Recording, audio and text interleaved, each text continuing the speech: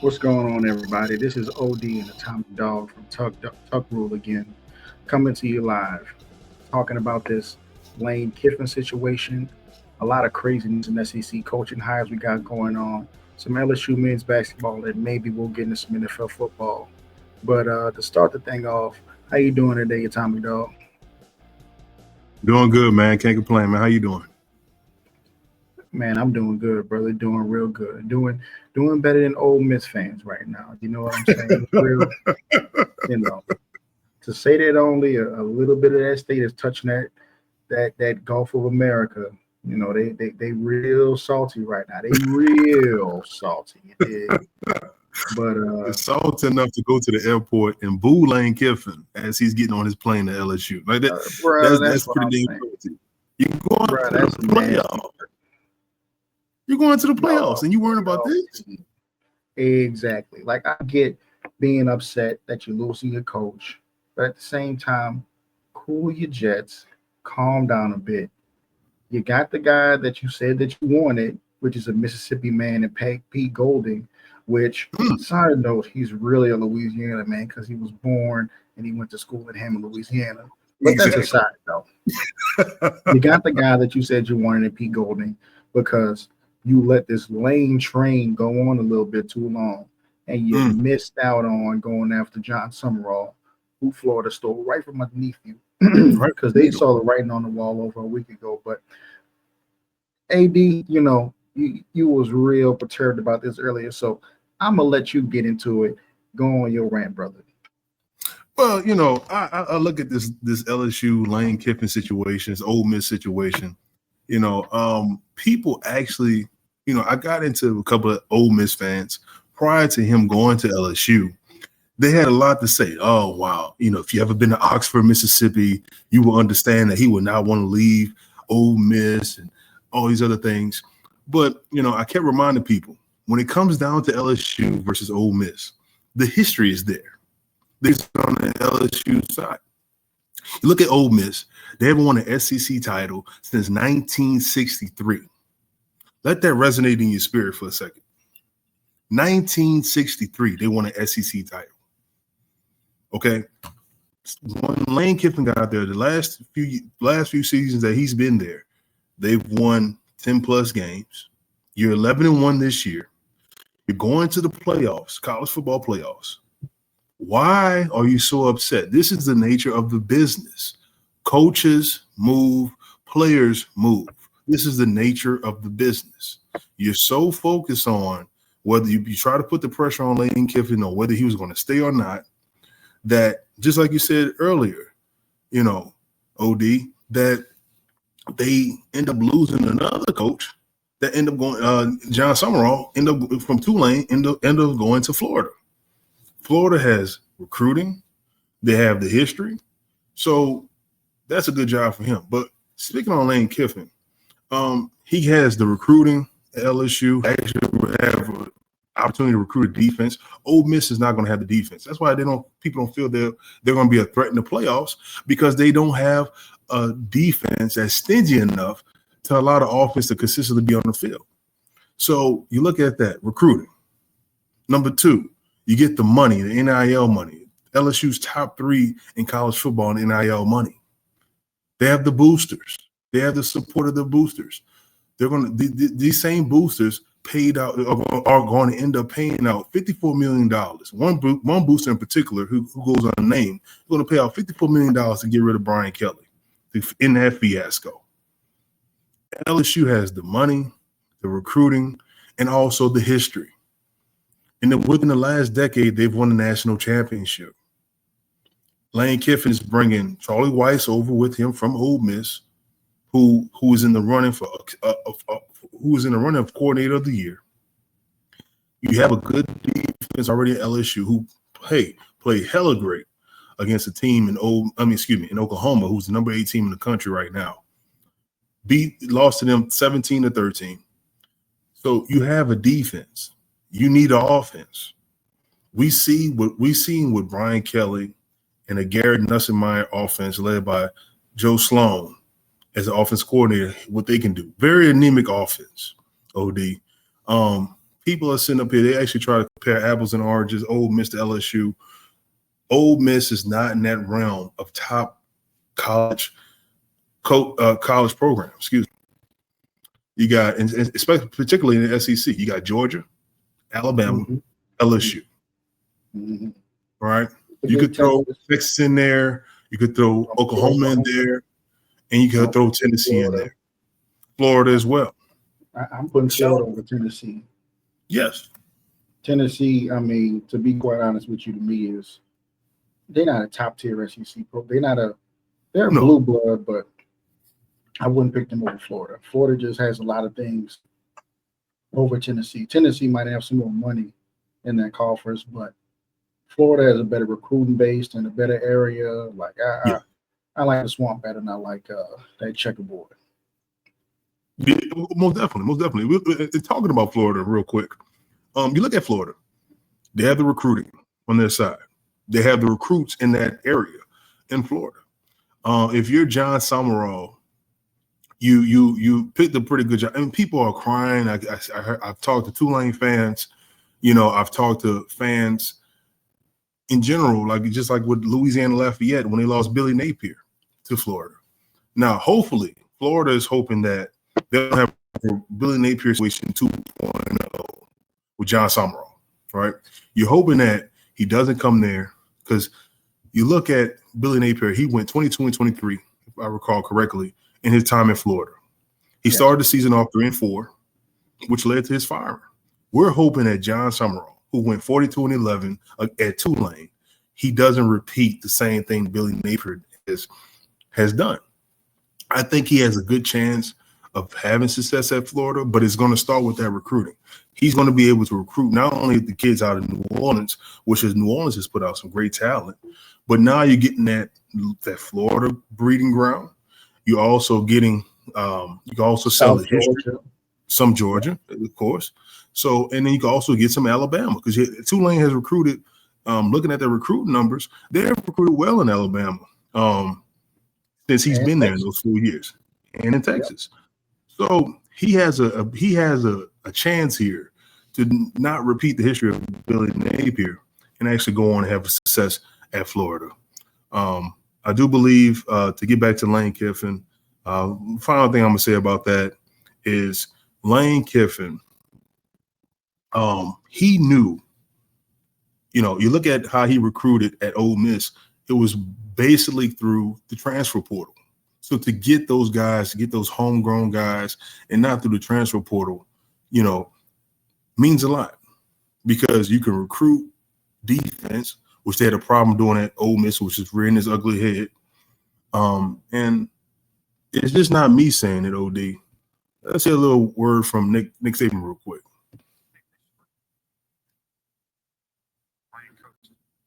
Let's see 1 second.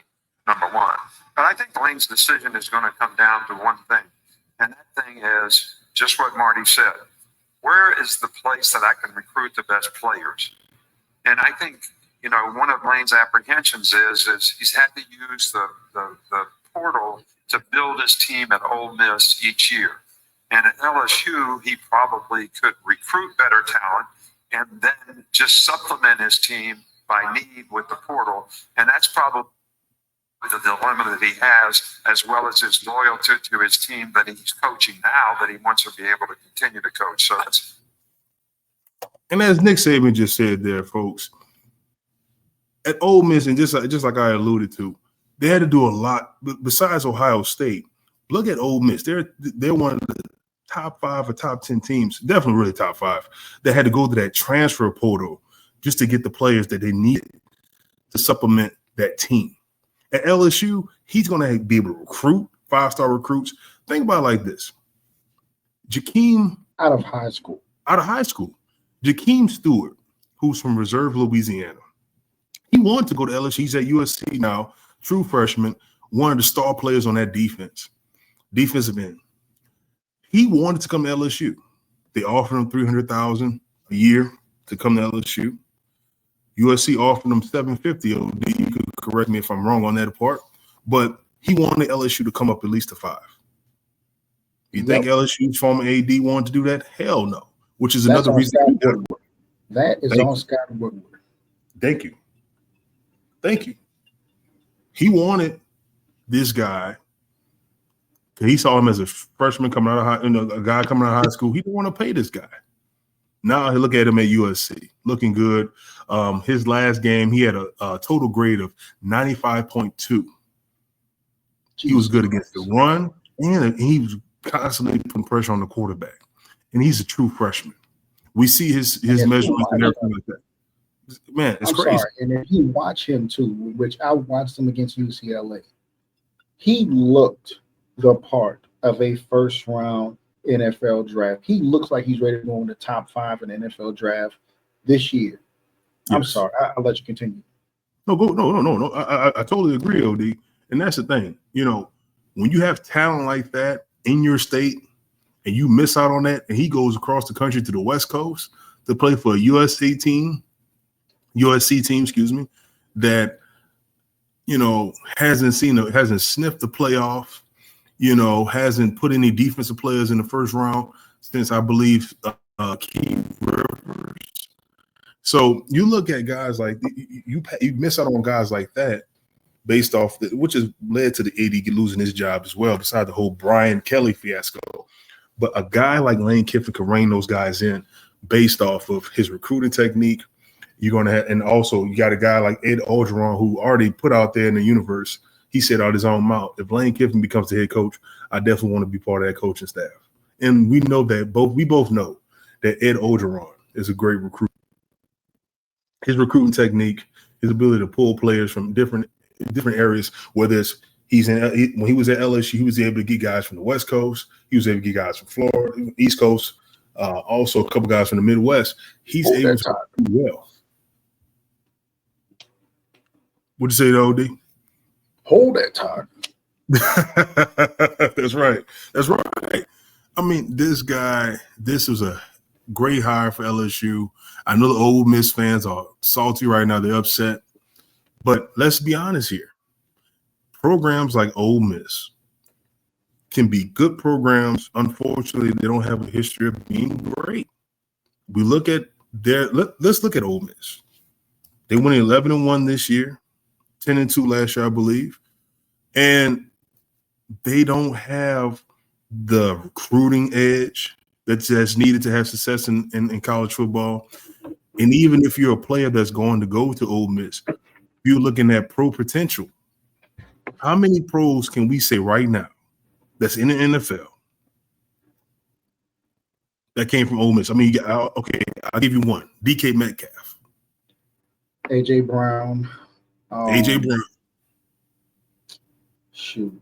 There you go. You know, you're sucking your teeth. You see, you're trying to figure out. Well, Jackson Dart. I was going to say Jackson Dart, but I was trying to remember the wide receiver's name from Ole Miss last year, who went to the Chargers. I was trying to remember his name because he's been pretty good.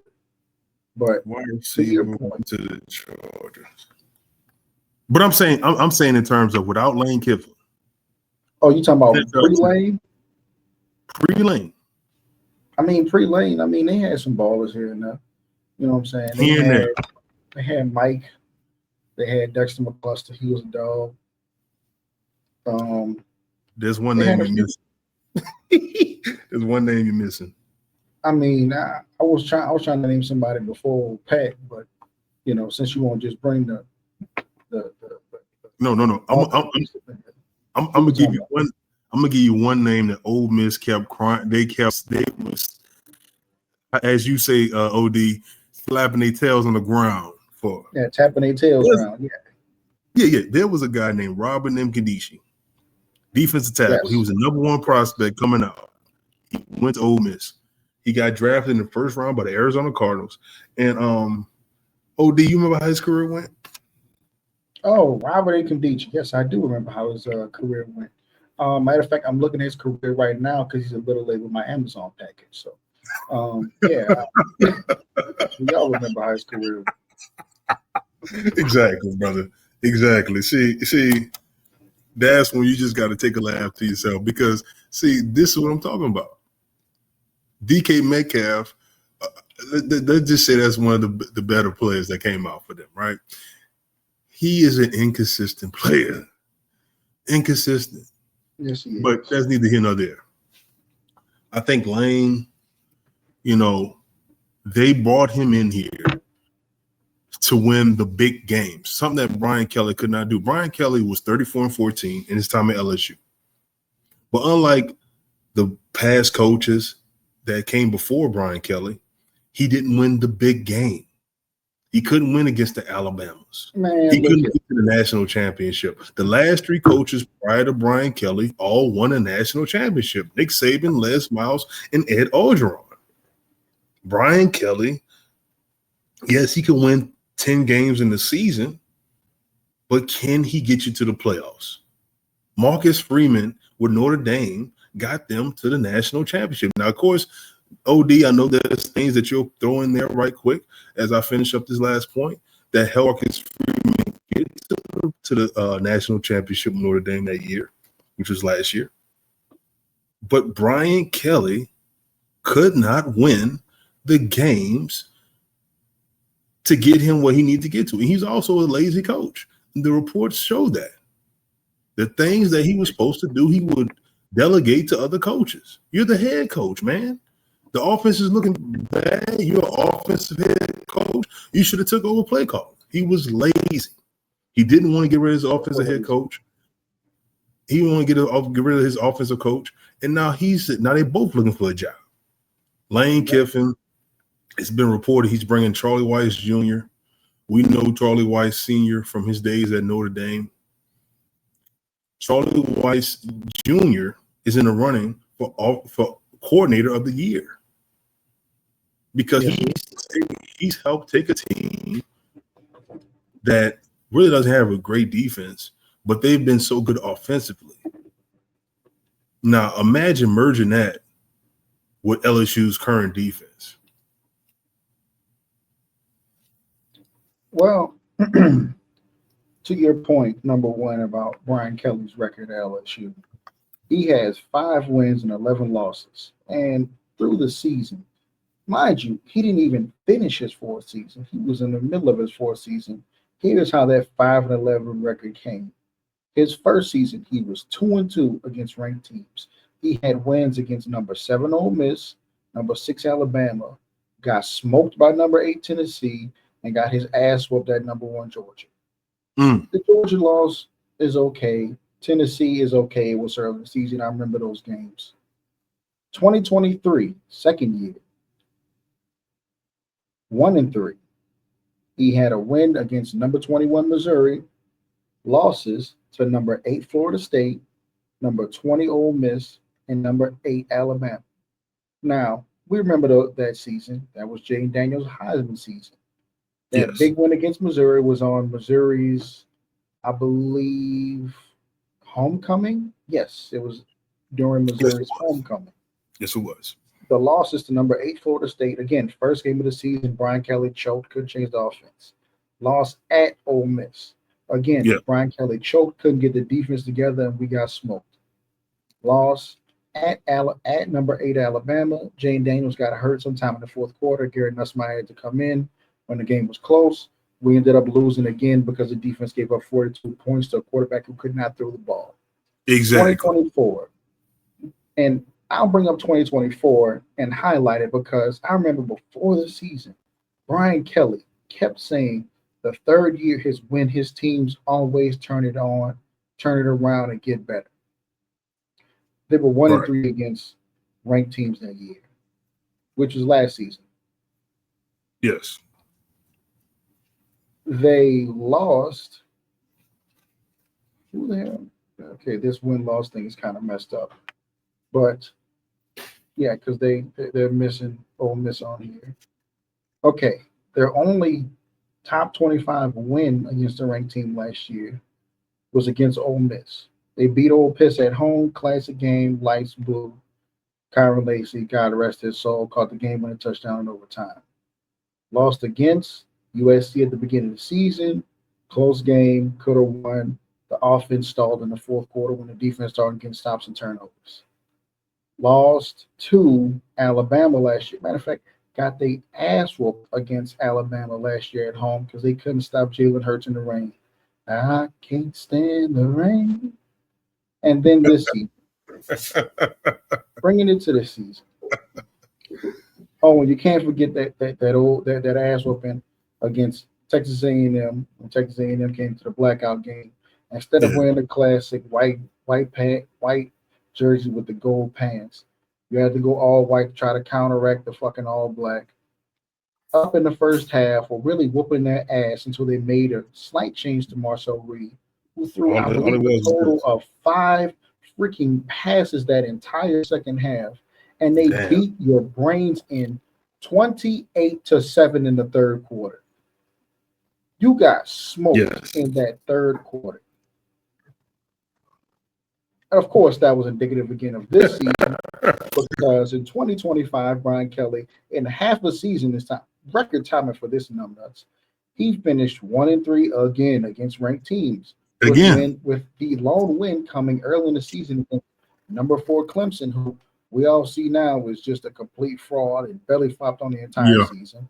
Losses against Ole Miss at Ole Miss, in which your defense kept you in the game, but because Brian Kelly is such a lazy bastard and didn't want to get involved in the play calling on offense, their offense kept stalling in the third and fourth quarter when they really could have kicked it up a notch, started putting points on the board and putting pressure on Ole Miss. But they couldn't do that. Exactly. Loss against Vanderbilt at Vanderbilt again. The defense gave up some points in the first half, tightened it up, didn't allow any points from the middle of the third quarter until the end of the game.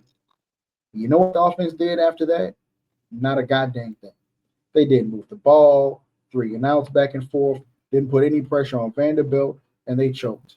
And then, of course, the infamous 49-25 game against Texas A&M, in which you went into halftime again, beating Texas A&M. You were up in that game in the first half. And what does Brian Kelly manage to do? As always, he managed to snatch a loss out of the grasp of victory because his defense got ramrolled in the third quarter. Right. It's like, okay, cool, I get it. You start off, you give up a touchdown in the first half after the second half because for some reason Blake Baker doesn't know how to stop a quarterback who knows how to run the ball but can't throw the ball. So you give up an early touchdown in the third quarter. Cool. The offense comes out. Do you think they get a couple first downs and then punt the ball? Nah. Not a Brian Kelly offense. That's too much like what that you're begging them at that point to do the right thing. And they can't do the right thing. So he did the wrong thing. That numbnuts went out there and did a 3 and out. Punted the ball, punt return for a touchdown, game bust wide open like Cherokee in the early 2000s. Nope. Still Jonas the head coach. Defensive coordinator. So to be real with you, I can't really blame the defensive coordinator. Nope. Even though they gave up a lot of points in that game, your offense didn't help them at all. No complimentary football. And in the first half, when they were holding Texas A&M down, y'all still didn't do anything. Y'all didn't do anything when they got your turnovers, 3 and outs, nothing. Just lazy, disgusting behavior from this chump. But to go back to Lane Kiffin, and you talked about the talent difference at LSU and Ole Miss, that these cream puff Ole Miss fans seem to not be able to fathom. As Lane Kiffin said a couple weeks ago in a press conference, he has no starters who are Mississippi-born players, and 17 of his 22 starters are from Louisiana. So if I'm Lane Kiffin, it's weird that I would have to ask the same question myself. Ole Miss does not get all of the premier top players from the state of Louisiana. That's true. They usually get the tertiary players that LSU doesn't want, or maybe LSU told them that I want to play you at a different position, so they didn't want to go to LSU because of the head coach and things like that, which is cool. And I understand that. But at the same time, what sense does it make? What sense? If this dude has all of these things going on and he can't get the talent he wants there, everything else, and he always has to have a back seat to what's going on, as far as talent goes out of the state of Louisiana, because he has to recruit talent from the state of Louisiana at Ole Miss because he can't get the top dogs from Louisiana. So he gets the guys in the high school ranks who are second tier. He also gets the second tier guys out of the transfer portal from Louisiana who Brian Kelly will pass on. So if I'm him, why won't I just go straight to the source of the crack if I'm going to do that? Right. Sorry about that, OB. I had dropped out. No, you good. You good. Sorry about that. Anyway, to continue this point, what do you think will happen next as far as LSU and the hiring of their assistant coaches under this Lane Kiffin staff? And what are some of the things that you hear are going to happen? Well, I mean, you already got Charlie Weiss Jr. coming on as the offensive coordinator. So you got that covered. Lane Kiffin has been said to be one of the top offensive minds in college football. People say, I've heard quotes from Ole Miss fans, wait till he leaves you when NFL comes calling. First off, Lane Kiffin was already in the NFL. I don't think he wants to go. He failed in the NFL. It was to Alabama. Alabama has already made it known that they don't want him. So let's go ahead and stop that foolishness. What program can you say that he's going to leave and go to? We're not even see. That's the thing. The difference between LSU or big programs in general versus small programs. You're more worried about when he leaves. We're more worried about when he wins. See, that's the big difference here.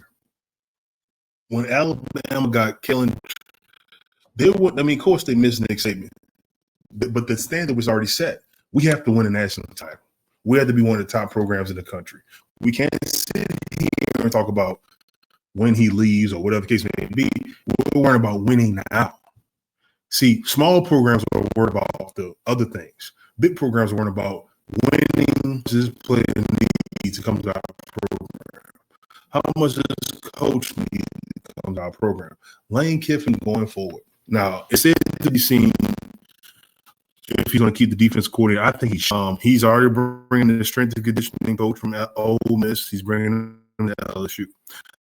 Offensive coordinator he's bringing with him. I think it will behoove him to keep Coach Wilson. You keep Coach Frank. One, he helps recruiting in Louisiana and other states as well. And I also think you should keep your D-line coach. D-line, I would try to keep that whole defensive staff intact. You got Coach Raymond, you got defensive coordinator, you got a defensive line coach. I would keep those guys intact and just build upon that if I'm Lane Kiffin. So you have to build on that if you're Lane Kiffin to continue to build your program. I don't think that people look at it and say, "Hey, look, we need to change the whole situation here." Just build upon what I would bring. If I'm him, I'm bringing my own guys in there. I wouldn't even think twice about that. Bring your own guys in, offensive side of the ball. You have pieces on offense, which you can build. If you got to have the right defensive coordinator. I think the defensive coordinator will stay if Lane wants him, but we'll have to see. I mean, that's totally up to him and how he picks his coaching staff. But if I'm him, you need to keep that defensive coordinator, the defensive line coach, the linebackers coach, the secondary coach. So in order to build a greater team and what you're looking for. I think LSU can get in that tier of Georgia, Alabama if they build this team the right way going forward. But it all depends. It just depends. It depends on a lot of things. But Sorry about that. recruiting is there. That was live from Baton Rouge Airport, where new LSU coach Lane Kiffin just landed, and fans are outside watching his caravan roll by, and Lane Kiffin jumped out and started pumping his fists in the air. Man, it is a good time to be a Tiger fan. But I do feel bad for the Ole Miss fans out there, to be quite honest with you. Um, I had a couple family members go to Ole Miss, and you know, do a couple football things. Had a couple friends who played at Ole Miss. I like Ole Miss personally, but that's the nature of the beast. Now you can't sit up there and be mad at Lane Kiffin for going to a different job, and I don't want to say choosing up, but you know trying to find a better situation for himself. So I understand that, but I think he's I think Lane's in a great situation. Um, I like the situation he's in. I like how LSU got aligned, and really, I like how Ole Miss got aligned. And even though the fans are pretty salty about everything, I like the fact that Ole Miss said, you know what, we're just gonna hire Pete Golding. He's done a great job with the defense here. He wants to be here. He wants to coach at Ole Miss. We have the infrastructure here, and we're just gonna align behind that guy. I appreciate that. You took a lot of time. You missed out on John Summerall, mostly because you played around with Lane Kiffin and going back and forth. When honestly, since last Wednesday, you guys knew he was going to LSU, but you tried to play the ultimatum game to try to get him to stay, in which, to be honest with you, it's not a bad game to play. I appreciate that game, but it didn't work. You win some, you lose some.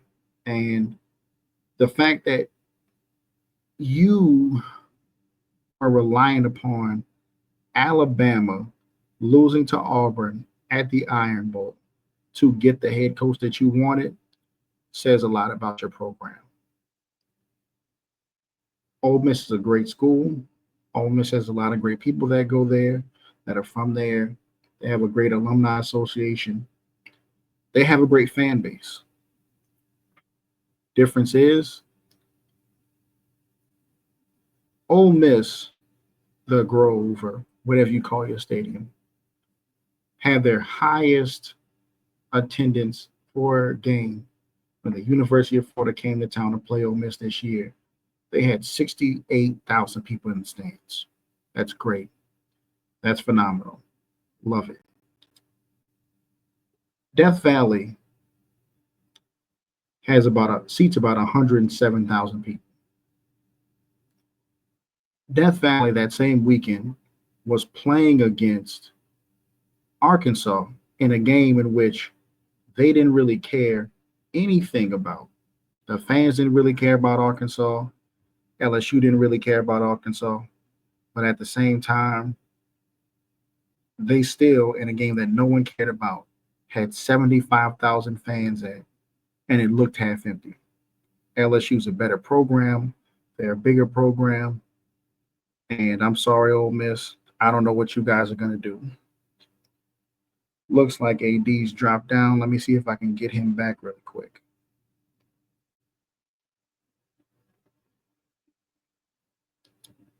Anyway, so let's get to some more parts of these coaching hires and what LSU is looking for. LSU, I believe under Kiffin, they're probably going to keep most of the defensive staff. Blake Baker did a phenomenal job. Corey Raymond did a hell of a job, although they had a lot of pushback from some LSU media members. I think not a lot that really mattered anyway. But some media members had pushback, even though he was great when he was here. Coach O is coming back. Although I think Coach O should really be more in an advisory role to Kyle Williams, more of an assistant coach to Lane Kiffin than an overall defensive line coach if he wants to jump in to the coaching carousel at all with LSU. Heard in a couple group chats earlier that they knew that Coach Coach O and Lane Kiffin were coming to LSU since about Monday this week because Ed Orgeron packed up everything from his house in Miami, where he was apparently laid up with a couple of them OG Edo women peoples, and said, you know what? I got to go back down there. I got to help my boy go and get the Tigers back together.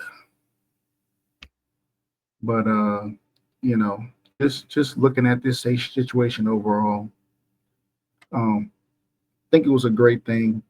Hopefully they retain Blake Baker as well. I believe they'll keep Frank Wilson on in some kind of role, especially since he did so phenomenal with keeping this recruiting class together for the most part. I mean, LSU lost a couple of recruits in the process, but hey,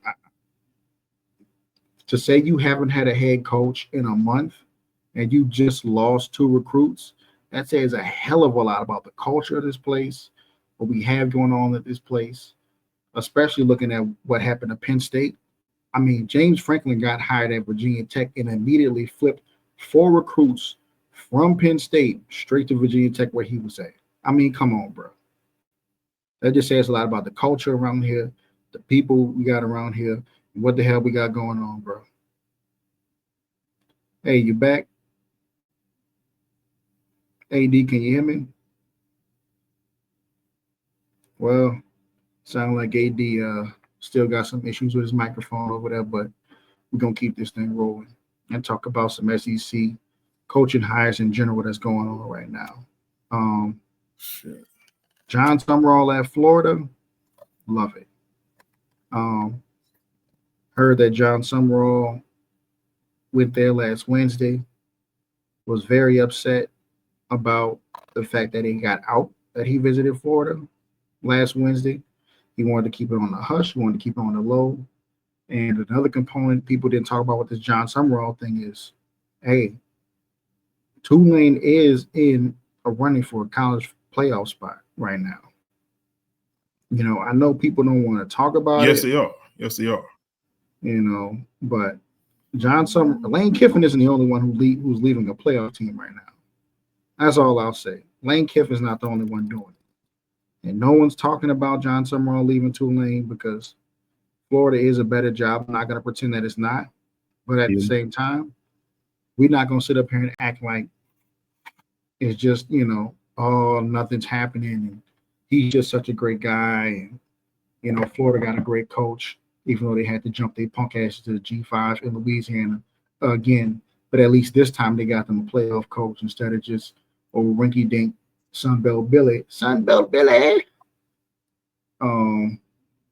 So, I don't know, son. I mean, I like John Summerall. I really like John Summerall. It makes it sound like I kind of half hate him. But I really like John Summerall. I think John Summerall's a great coach, like for real. The dude's good. He's smart. He's tough. He recruits well. He's going to work his ass off. He's going to make Florida a much tougher, better program. Will he be able to recruit at the same level as Billy Napier did? I don't know, because old Sunbelt Billy, if he couldn't do anything else, Duke could recruit his ass off.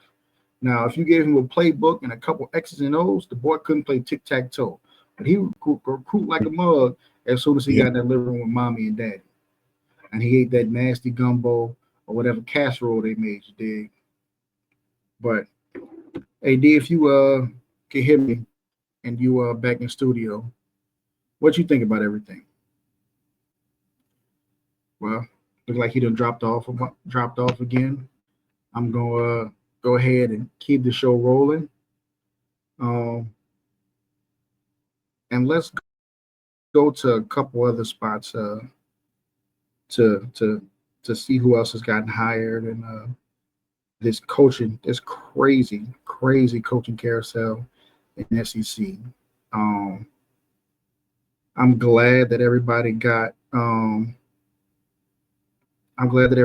their stuff together. I'm glad that a lot of guys who we didn't know they were gonna go got to in my opinion, some better situations, especially Pete Golden, especially John Summerall, who I think John Summerall is going to kill it at Florida. Florida is one of those places, one of those schools that if you can stand the BS and the whininess of Florida's fan base and how goofy some of them can be with some of their expectations, they have a stupid amount of talent down there in Florida and around the Gainesville area. Stupid amount.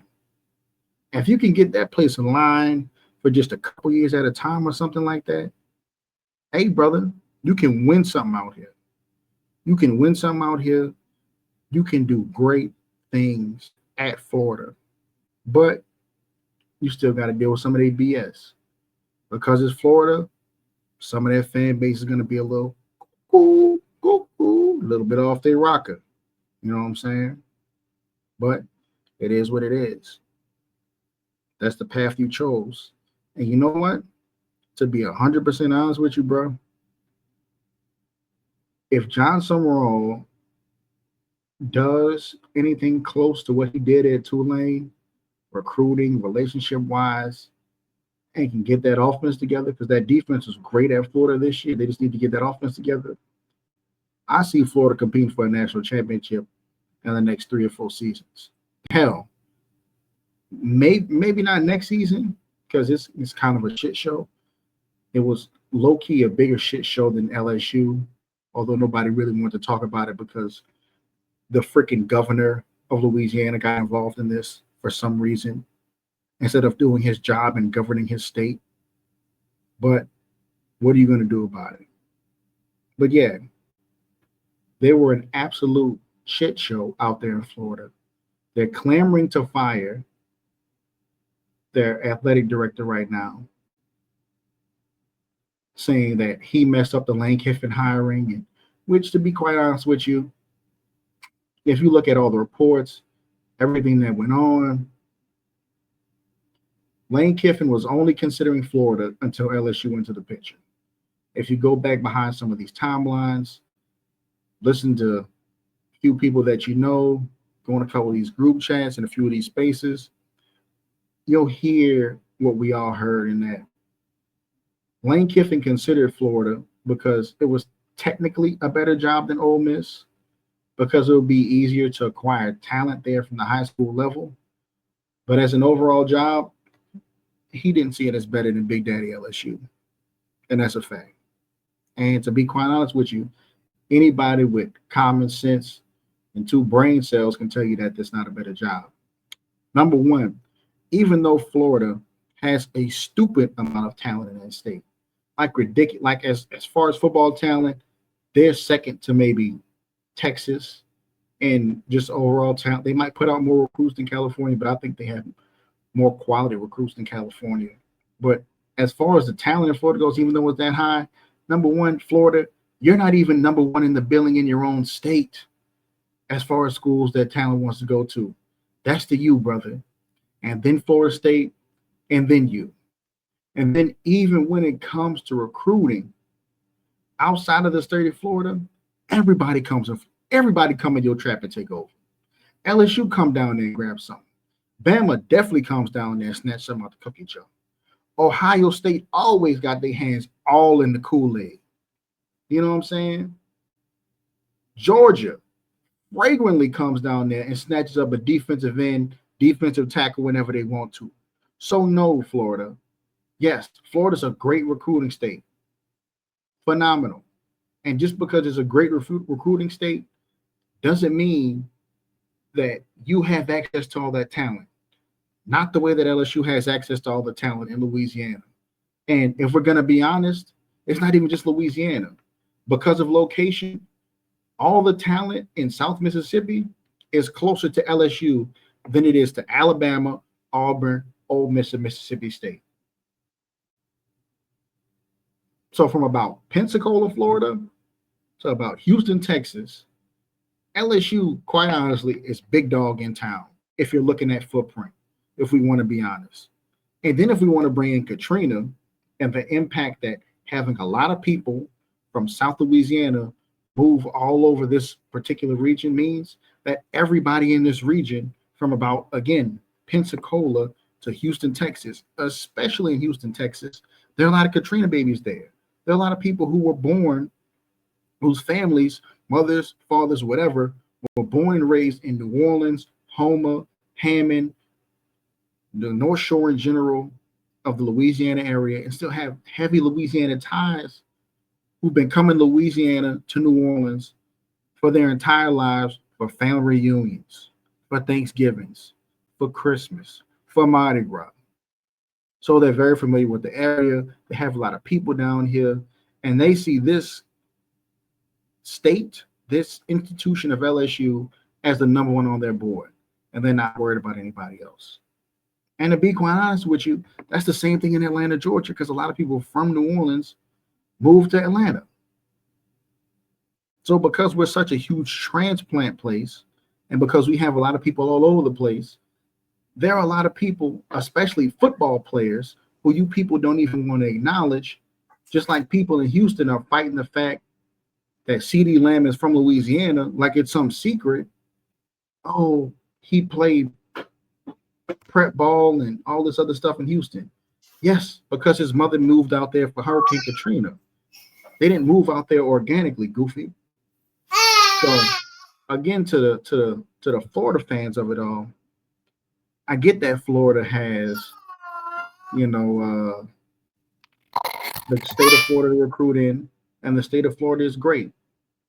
But because of all the other obstacles, it's definitely not as good of a recruit of a job as LSU is. And I don't care what any Florida fan says. The first thing they always point to is we have 500,000 living alumni. LSU only has 250,000. All those alumni do not donate to NIL or anything to the school, number one. Number two, goofy goobers. If we look at impact, you look at the MLB, who just won the Cy Young Award? Oh, Paul Skeens. Who was the largest NIL maker in college athletics until she graduated from LSU about a year ago? Livy Dunn. Who's the best receiver in the NFL? Jamar Chase. Second best, Justin Jefferson. Who's the biggest personality on ESPN Sports right now's NBA coverage, pumping up their school constantly? Shaquille O'Neal. As a matter of fact, where'd you stop and grab you a couple chicken fingers from before you went home to your wife this evening? Raising Cane's. Come on now, brothers and sisters and them and theys. Let's not be unreasonable here. You keep talking about this 500,000 living alumni. Florida, the Florida Gators, have 500,000 Instagram followers. You know how many LSU has? 1 million. What are you talking about impact for if you can't even get the people to follow you, brothers? If you can't get them to donate to your school, brothers? You know what LSU did when they saw they didn't have alignment with the athletic director after he mistakenly fired the head coach of the football team without consulting the board directors first? They fired his ass and got alignment. They got a university president about 2 weeks later. They removed the interim tag from the athletic director and just made him the acting athletic director. They got aligned. You know what Florida didn't do in that whole thing? Get alignment. Oh, we'll pay, if LSU will pay him $95 million, we'll pay him for $95 million. Okay, what about the $25 million he's going to need guaranteed in NIL? Well, all you hear is and ums. And we know Florida got money, so I'm not saying Florida don't have money. All I'm saying is y'all want to line from this and y'all didn't get alignment. Now, truth be told, to be quite honest with you, I think the thing that helped LSU get alignment, if Jeff Landry's ugly, musty, bald head ass running out there and saying what he's saying in the public. Talking about I'll let Donald Trump make the head coaching hire before I would let Scott Woodward do it. And we're just like, okay, I get it. You know, you're a Republican. You got to placate to the dude who, trying to get your little monkey, musty ass a job. But at the same time, Shut your punk ass up. Can you hear Please. me, OD? Yeah, I can hear you. But let me Yeah, man, finish. you preaching better than I'm shouting, brother. You preaching better than I'm shouting, brother. Sorry, I had a little family issue. It's cool. It's cool. I hear, baby girl. Let me finish executing these fraudulent, fake Florida fans who Do ran your they thing, musty, dusty, busted, disgusting behinds out here, constantly saying this same stupid, disgusting thing, talking about his decision's imminent. Stay close to your phones this Saturday. Why? We don't got nothing's gonna happen. Since Tim Tebow left, y'all have been bad, down bad. Appreciate John Summerall. Stop worrying about Lane Kiffin. Stop acting like the ex who somebody broke up with, like the broken up sad side chick, talking about he's gonna be gone a couple years anyway. He leaves everywhere. What you worrying about the girl for, brother? You didn't Right, she get gone, her, brother. She gone. She gone. You up there trying to get chosen. You're mad that she was choosing. That's your problem, brother. You brother sitting up here looking bad. Y'all walked around here strutting that nasty ass gator stuff, wearing them nasty ass alligator belts, talking about we got Gatorade money. Boy, we got cane money, boy. We got the crawfish money down here, boy. That's right. Talk about it. Come to the ball, boy. We balling gator tonight, boy. Ole Miss, I'm cool. I understand Ole Miss. I'm cool with where Ole Miss at. You want to know why I'm cool where Ole Miss at? Because Ole Miss lost their coach during the playoff run. So I have sympathy for them. Like, I get it. Lane Kiffin, he chose a better program overall. And he also probably felt like he couldn't win it this year anyway at Ole Miss. They won't win that. They won't win the national championship. They won't win the national championship. And I get that certain people are saying this, but dog, number one, if you just go look at draft boards, it'll tell you where talent lies, brother. That's right. LSU has one player projected to be a first-round pick, Mansour Delane. You know who was the two top teams suiting him? LSU and Ole Miss. You want to know how we knew? Before those reports came out this week, because you know Ole Miss got a little salty because they was mad at how Mansour Delane looks, because Lane Kiffin was talking about it early this season. Because they asked him how much defensive coordinator costs, and he said about as much as one of those LSU defensive backs costs. Dude was salty that he didn't get chose, and he said, "You know what? I'm trying to get with somebody who getting chose around here." That's what he said. LSU be getting chose. That's right. That's what Lane said. LSU be getting chose. Ole Miss don't be getting chose. Ole Miss is the woman you call at 2:00 in the morning. No, I'm gonna tell you who Ole Miss is, because Ole Miss ain't the woman in this. Oh, Ole Miss is the dude who be in the friend zone because he got all the stuff that a woman like. Come on, kind of lame. He a little lame. You know what I'm saying? He a little lame. That's right. So she knows she don't want to be with a lame dude who won't have no clout or respect from other men. But when the other men misuse him, treat him wrong, you go out there to hold piss. You know what I'm saying? Get your swagger back. Get your little draft stock up. And shit, if the motherfucker tricking, like they did last year with Walter Nolan and a couple other pieces on that defense, if the motherfucker tricking, you go out there and take that bread, Jeremy. That's right. No, that New Orleans coming about you, brother. That New Orleans coming about you, brother.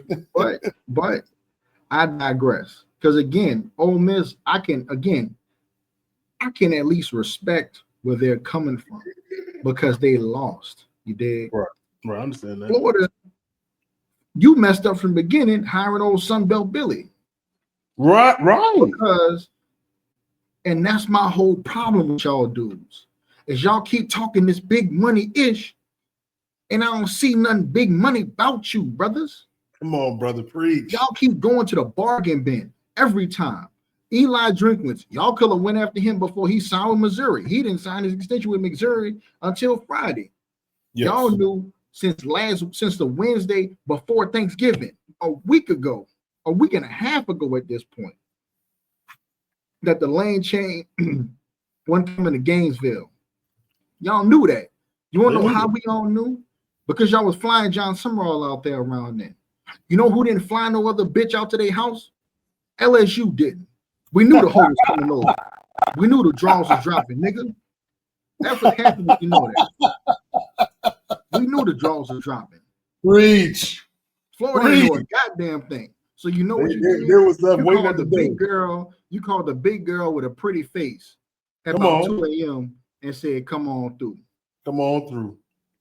which is cool. Come on through. Matter of fact, you don't even let her come to your house. You go to her crib because you don't even want her to know where you stay. No. That's the crazy part. That's the crazy part. In this situation, the big girl came over there and mad that she had to walk to the door instead of you come and meet her at the car. That's why John Summerall got mad. Because you didn't want to meet the big girl you didn't want to walk the big girl to the house. You want to just come around the back of the house, you dig? Follow the trail of granola bars around. Granola bars. I know that's the problem. You don't eat no granola bars. You need to get you some protein shakes. You know what I'm saying? Put the fried chicken down. Eat the protein shakes. Because my Lord, have mercy. If you get a protein shake instead of eating all that fried chicken, you might be somebody. You know, I'll say this. Go ahead, brother. I'll say this. John Summerall, I won't even say is a big girl who with a pretty face who ain't got no hope. John Summerall is the big girl with a pretty face. She just work a lot and don't really know how to go to she just been mismanaged. Right. She been mismanaged. If Florida could just get help get her stuff together, she'll be all right. Matter of fact, y'all can help each other. It'll be a beautiful cornucopia marriage type situation around here. You know what I'm saying? Right, of course. The message I have to Florida fans is don't be mad you didn't get chose. Work on a relationship with the one that came over at 2 a.m. and she didn't ask you to fix a bond for her. You know what I'm saying? She came over there because she wanted to be there. She was just mad you put all her business out in the streets. That's what she was mad about. You mad you put all the business out. You didn't have to do all that. That's nasty work, brother. That's nasty work. And you know, while I think John Summerall gonna do a good job out there, while I think Florida is a great job, a top 10 job in the country, to be real with you, at its best. It really is. The Florida fans don't get offended.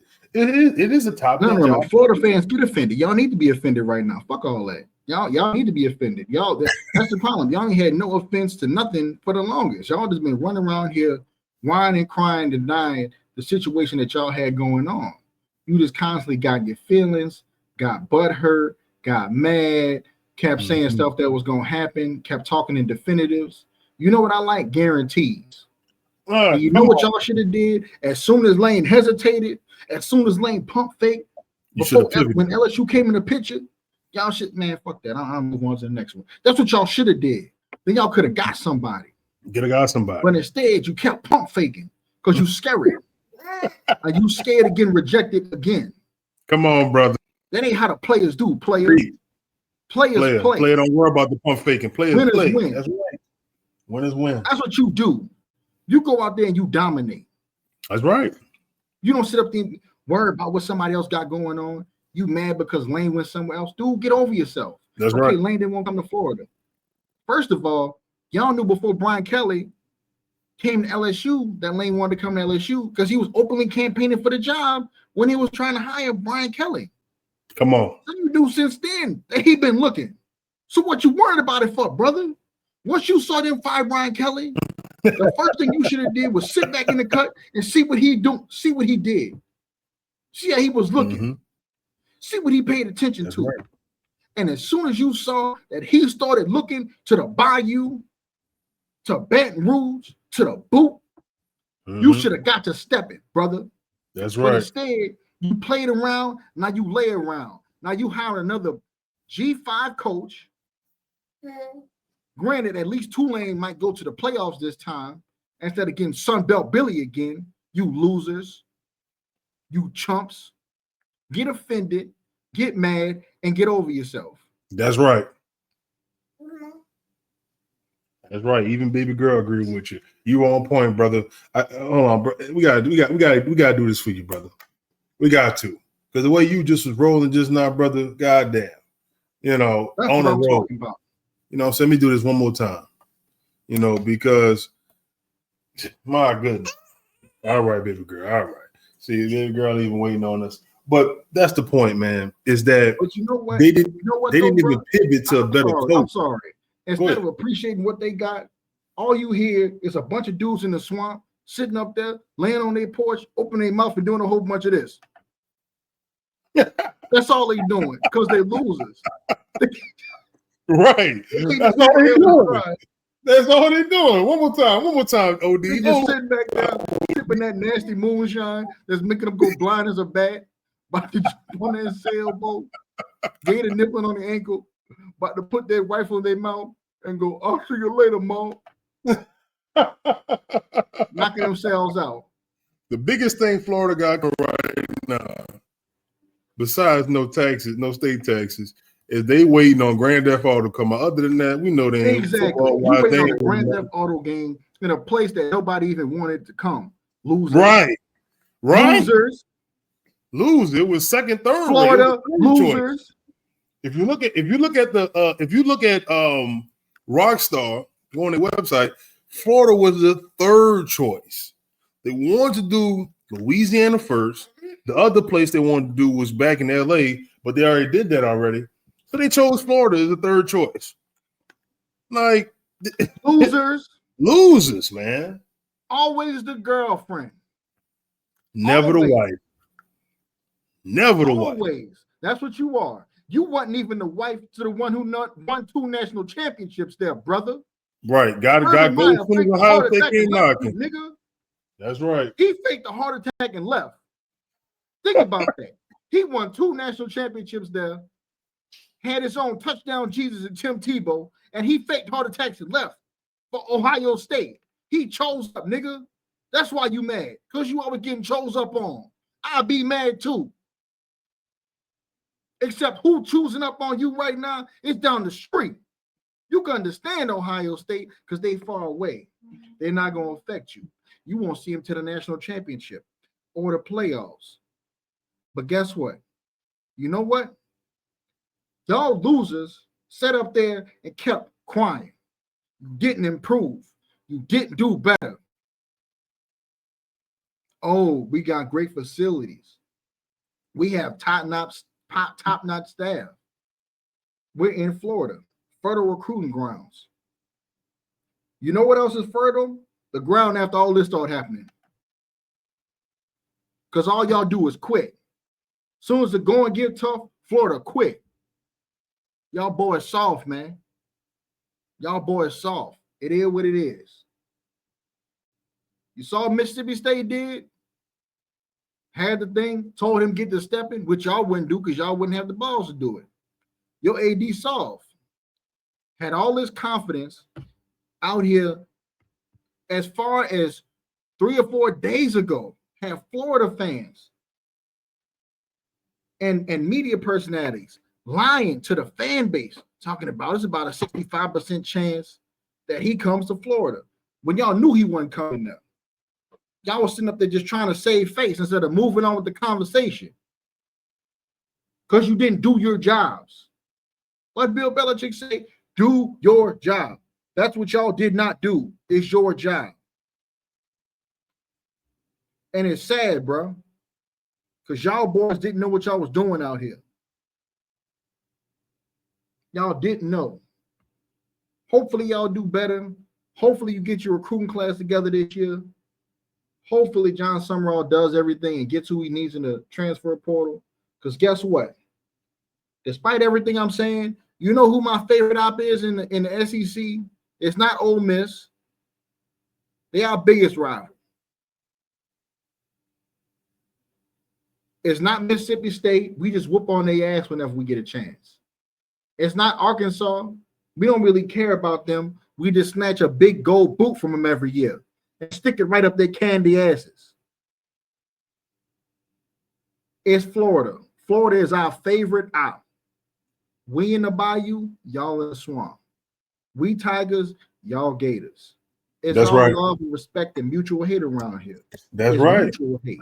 The hate is Mutual. mutual. I hate y'all and I love y'all. You funky, filthy swamp creatures. But it's cool. That's though. right. When we see them, you know what time it is. When you see us, you know what time it is. It's time for y'all to bend over and get whooped, nigga. That's it. Same thing as COVID. You know what time it is. Right. Y'all remember That's COVID? right. Y'all ranked number 7 in the country, possibly going to the playoffs, all this other good stuff. Y'all come to the Death Valley, and guess what? Y'all playoff shots down the drain. Get up out my face, dog. Don't tell me nothing. That's right, OD. Tell him, OD. Tell him, OD. Florida Gator. Them Florida Gator. Them Florida Gator. Guess what? Go sit down somewhere. What's that? Y'all boys sweet. Get up out of here, boy. Let me tell you something, OD. You know, before this whole Lane Kiffin picks LSU, I had a debate with a Florida fan, and he's telling me, last since 2004, they have the top 10 class all those years. No, brother. I went all the way back, several recruiting cycles, and they've only had 7 top 10 classes in 15 years, 15, 16 years. So my whole thing is LSU's had 13. 13. And I One more time. guarantee you, the only time they didn't have a top 10 recruiting class were years of coaching changes. I can guarantee you that. I don't even look at that, and I know LSU was going through coaching changes. Recruits decommitted. LSU didn't have a top recruiting class. That's literally how the only way LSU was not going to get a top 10 recruiting class in today's day and age of college football. Yes. When they're going through a transitional phase. And even in this year, they've gone through a transition with their AD, and they fired the head coach, and here comes Lane Kiffin. See, this is when you have a big program. Ole Miss will never understand this. No, not big program. That's when Big Daddy come in the house. That's when Big Daddy come in the house and take off them boots. You see them work boots, you see the dust come off them bitches. That's what happened with Big Daddy walking that house. Everybody get to stepping. That's right. Get the step. Everybody take a little bass out their voice. You get that little frog in your throat until he crack a joke because you won't make sure what mood he in before you open your mouth. Yeah, Florida. Get out. Big Daddy walked in the house, kicked his boots, shook the dust off them bitches. And you know what y'all said? Let's see what Big Daddy said first. Let's see what kind of mood Big Daddy is. I ain't trying to upset him. That's right. What Florida said. That's what they say. That's what they say. That's what they say. That's SEC football. That's SEC football. That's the top of there's the top of the class. There's the middle class, and then there's the pro class. Right? It's just like it's like society. The top in football, and the only reason they're ahead of us because they're ahead of LSU because they've won so many national championships in their football program. And that's Alabama, Georgia. And Georgia really within the last, 5-10 years have gotten to that cusp. Prior to that, they were just Georgia was getting beat down every year.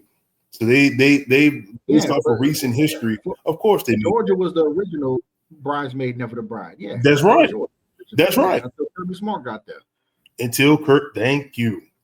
And I have to always remind Georgia fans of that. You were nothing prior to Kirby Smart.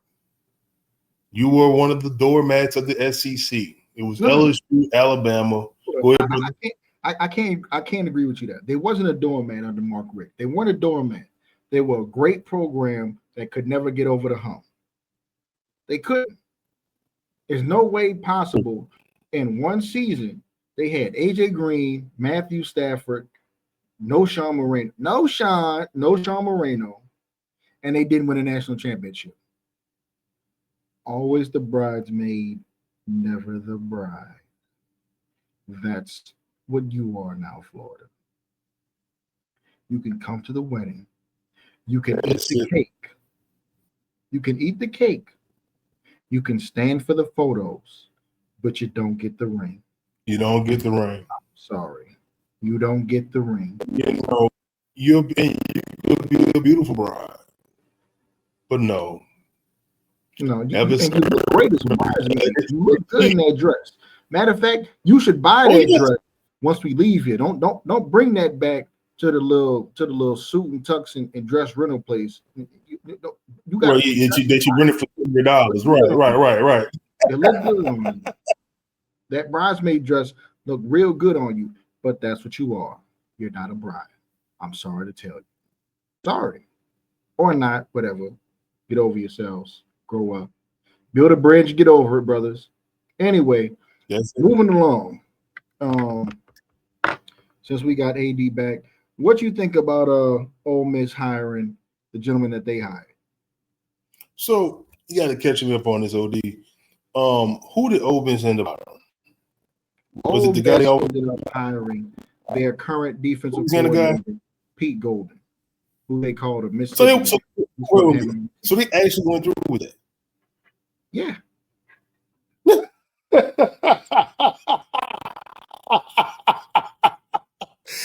Oh my God. Oh, Pete Golden. My goodness. Let me do a little quick search on this guy. So, from my understanding, Pete Golden is a 41-year-old guy. His only other coaching experience is at Alabama. He was defense coordinator, I believe. Had been there since 2019. So he cut his teeth with at Alabama and went to Lane. Here's the thing. And I heard what you said earlier about the Ole Miss. They're saying they got the guy they really wanted, and he's an Ole Miss guy and all this other type of malarkey. If he was coaching which he was the defensive coordinator of Ole Miss, and and as I said earlier, that's one of their weaknesses is their defense. So if you think hiring him is the best option, you are sadly mistaken. They're about to go right back to them 84 days, 7-5, and they're gonna run him out of town because unless he gets a hell of an offensive coordinator, and even just that, he doesn't coach well on defense. This ain't Alabama. Recruits. The whole thing is, how are you going to say this is the guy you wanted? Y'all were complaining all season about the defense. He was the defensive coordinator. So how can you sit up there and say this is the guy we always wanted, but then y'all complain all season about his defense? How they were undisciplined, missing tackles. They didn't understand. They will mess up their assignments on call plays. And you telling me this is the guy you wanted? Yeah, that's a coping mechanism, brother. See, what I'm seeing here is one thing and one thing only. What's that? It's like the girl who wanted the guy who ended up marrying her friend. She'll say, you know what? He's a good guy, but he just wasn't for me. My person is still out there and all this other bullshit that is coping mechanisms. It is a coping mechanism. Ole Miss was so caught up on Lane Kiffin and putting his feet to the fire on making the decision because they could have drugged this out until after the play, or at least until after the playoffs. They could have drugged it out if they wanted to. I don't think LSU would have waited that long. They could have drug it out, but they knew at that point. Let me tell you something. I learned this from an old player. If your woman, I'm not gonna call Lane Kiffin a woman, but this is an example. If your woman is out there looking, you already lost her. She's gone. She looked, she already took. She already took. That's right. If she looked, she took. That's that old pimp game for you, player. That's right. If she looked, she took. That's why if you in the pimp game, and I ain't never been no pimp, but I'll say this: I learned. I've heard guys talking and been around them. If a woman, the hoe or the woman, quote unquote, is never supposed to look into the eyes of a pimp. Why? Because that's called, that's a form of disrespect to the former, the present pimp. You understand what I'm saying? So he was looking already. He didn't. Ole Miss, like I said, Ole Miss is a stepping stone. It was a project. It was a boosting board for him to get the job that he really wanted. He didn't want to go to Ole Miss as his first choice. And for those who play NCAA on football, on whatever console you may use, think about it like this: when you do dynasty mode, right, and you have a great season at a program, and you get your coaching offers, right, in dynasty mode. Unless the school's up there that you really want up there, you not really necessarily want to leave the program that you're already at. But damn, if it's better than the program, if you have an offer that's better than what you had, I'm gonna take it.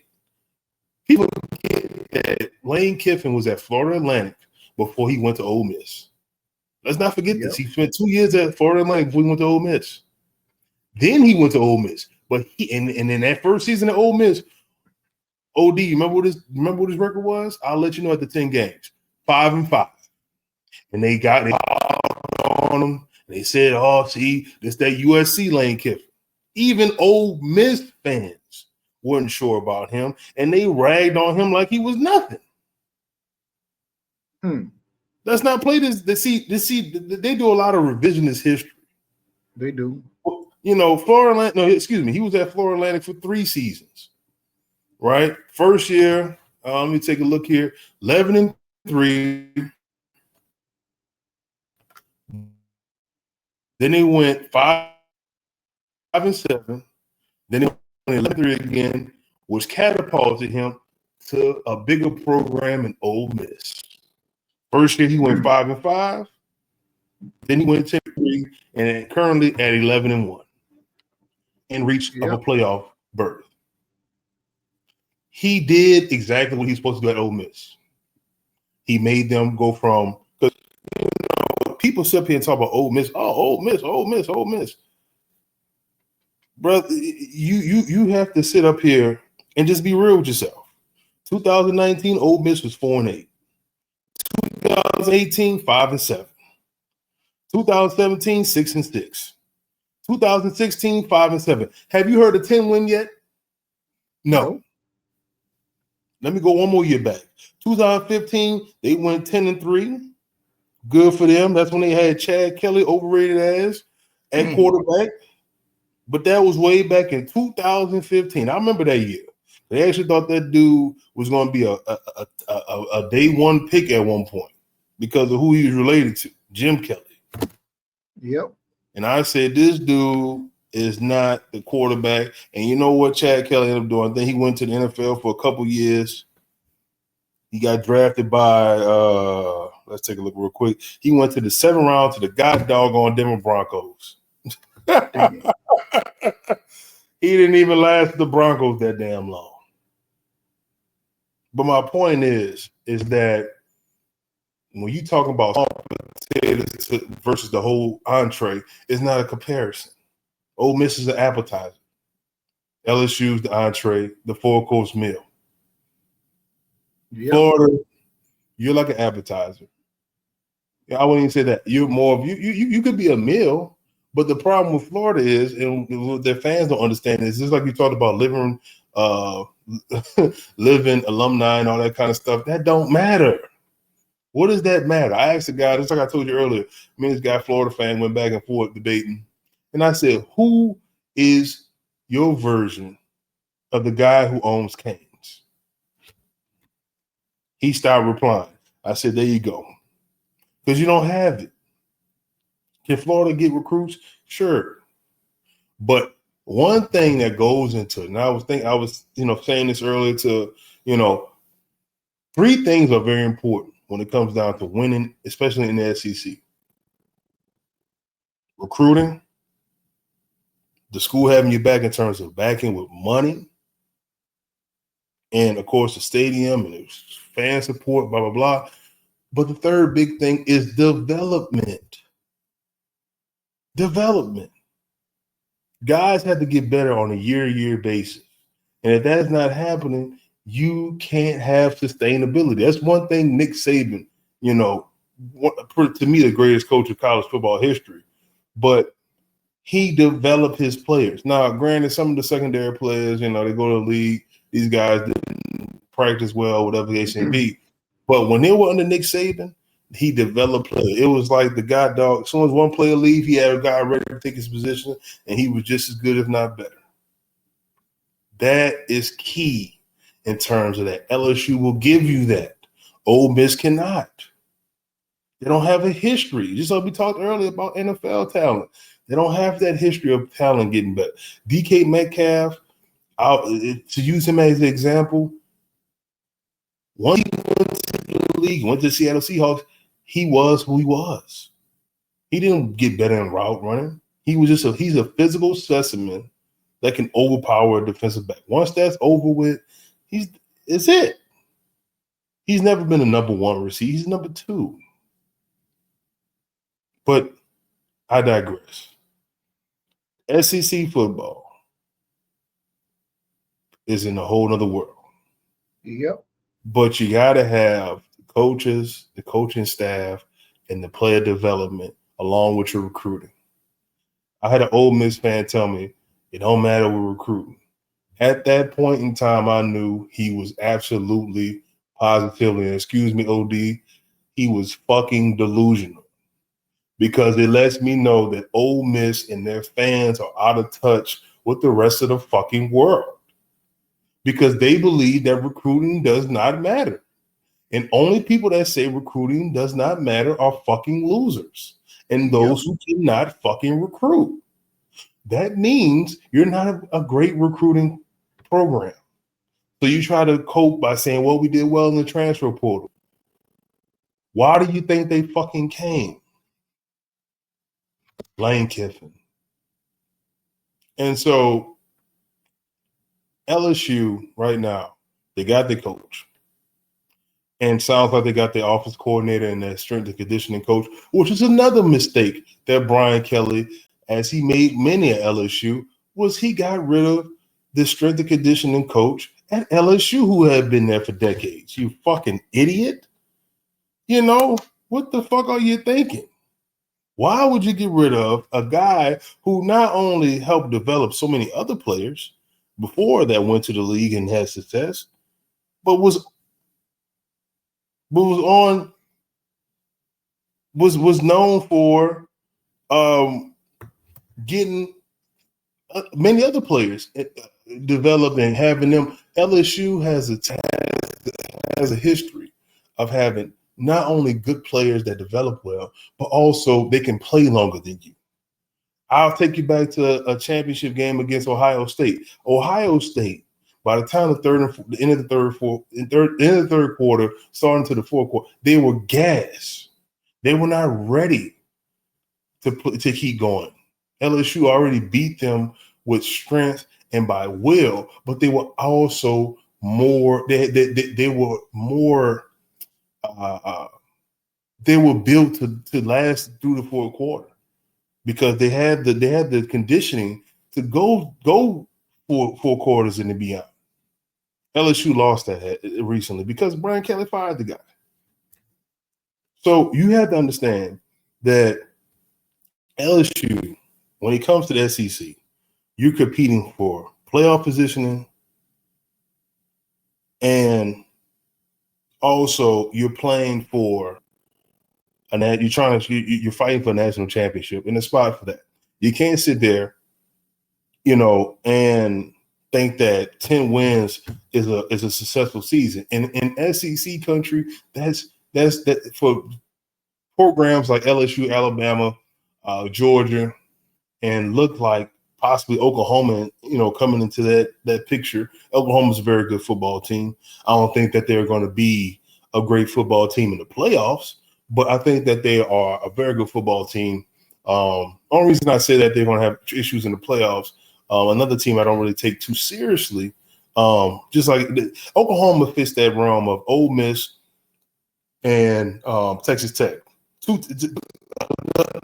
Part of the teams that I don't really take serious in the playoffs, simply because they're not really a team I can look at and say, okay, they have this, they have this, they have this. They check these boxes. Ole Miss defense problems. But then you make the defensive coordinator the head coach. Doesn't make any sense to me, but it is what it is. Right? And then you got Texas Tech, who, you know, even when Patrick Mahomes is there, you know, they just don't have the defense to go in the offensive line to go up against one of the teams that have that that can have a good defense, or has the front seven that can get pressure without blitzing. You know, so Texas Tech, we'll see. I don't believe in them as well, but we'll see. But when it comes to SEC football, you got to be. You want to be a part of the elite. And SEC football has, you know, for 10 to 15 years has dominated college football. This isn't, you know, the old days where teams like USC, Notre Dame, Michigan, teams like that are dominating the sport because the SEC recruits well. That's what Lane Kiffin went to LSU for, and that's something that Nick Saban talked about. It's about recruiting. It's about, can I recruit? He can pull offensive players that'll come there because they know that he's going to maximize their talents and get the most out of them. But when it comes to the defense, can you get that at Ole Miss without going to the transfer portal? Can you get guys fresh out of high school and build your program? When you can't just build a program through the transfer portal. You have to build that program through recruiting classes. That's the issue. And that's what people seem not to understand. Why did he pick, you know, he should have went to Florida? For what? Florida may have the recruiting. I'll give them that. They have good recruit. They have very good recruiting. But do you have the program to develop these players? Florida has shown that they cannot.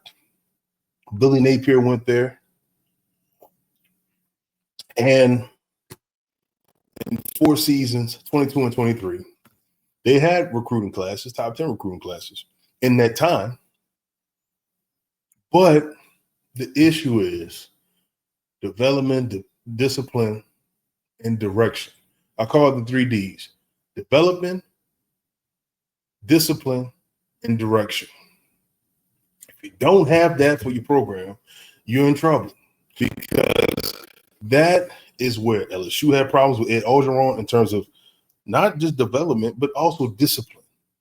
And then it came from, you didn't have really a direction in which way you were going.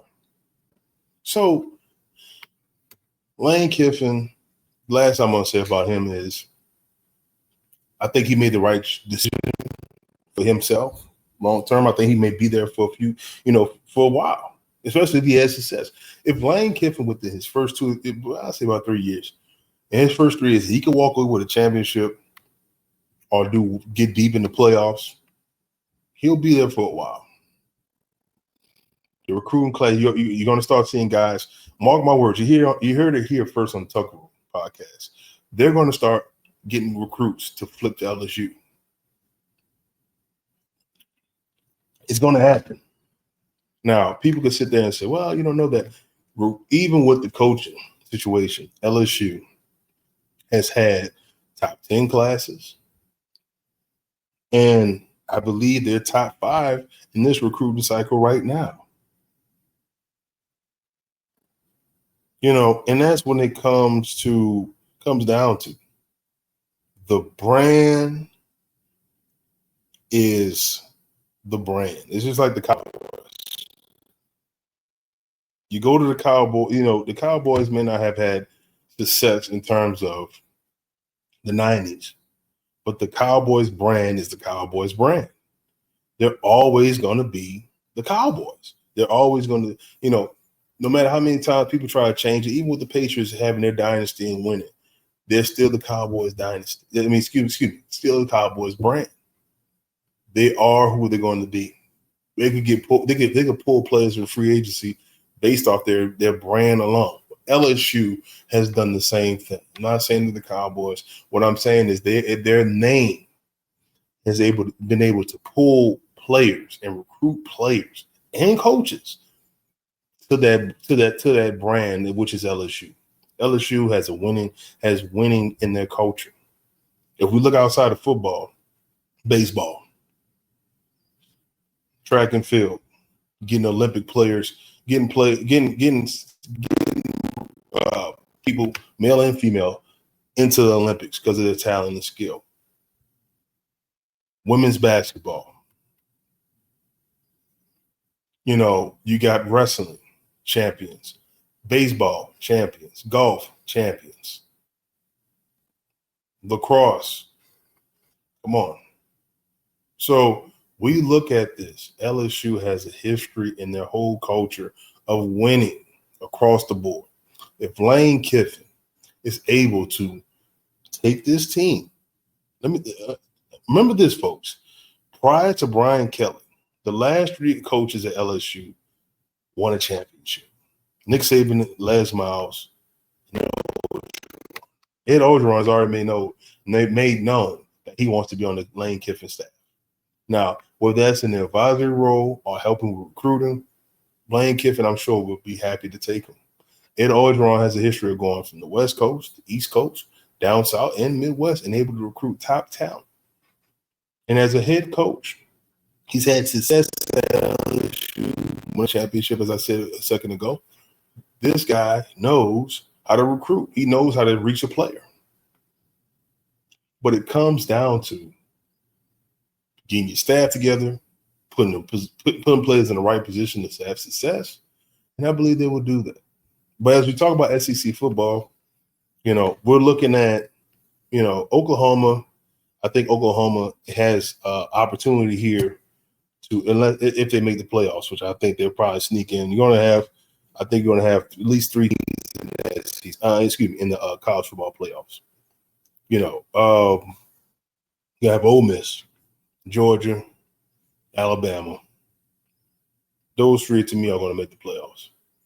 Now things could change. I know you got to play an SEC championship game.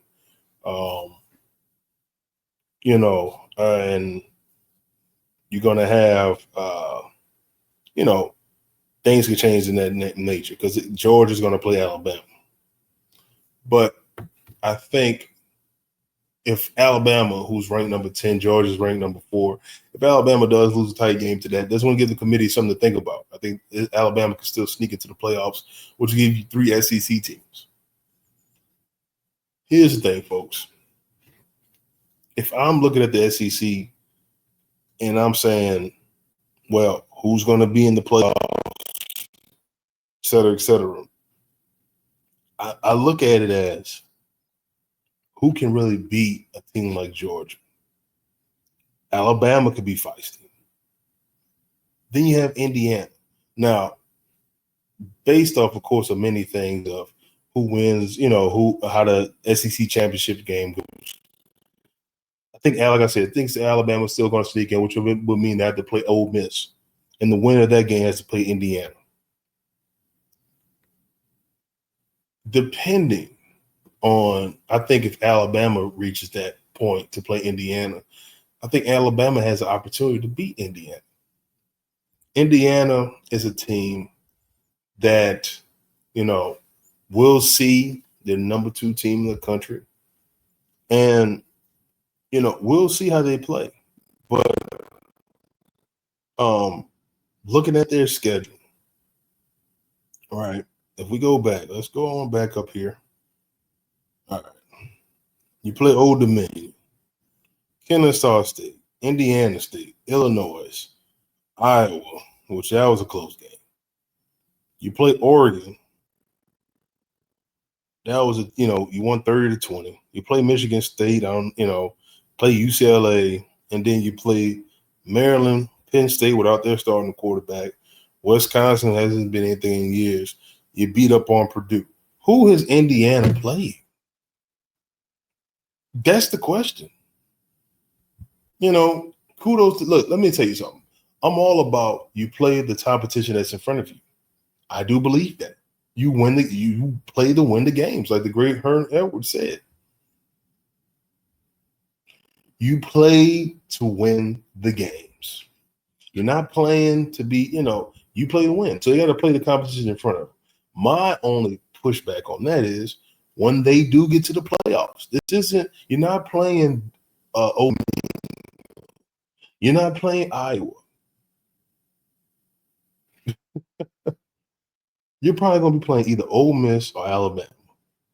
And, you're not playing Penn State. You're going to be playing a team that's been in a dogfight throughout their conference. And they're ready to come out and beat somebody up. So we look at the college football playoffs. Is Indiana going to be battle tested? I don't think so. But we shall see. But when it comes to SEC football, and people could be upset about the SEC, but, you play to win the game. You can't sit there and cry about, well, it's the SEC. Why are you putting all these teams in? Which, like I said, I think 3 teams may make the playoffs for the SEC. And there's going to be fans out there upset about it.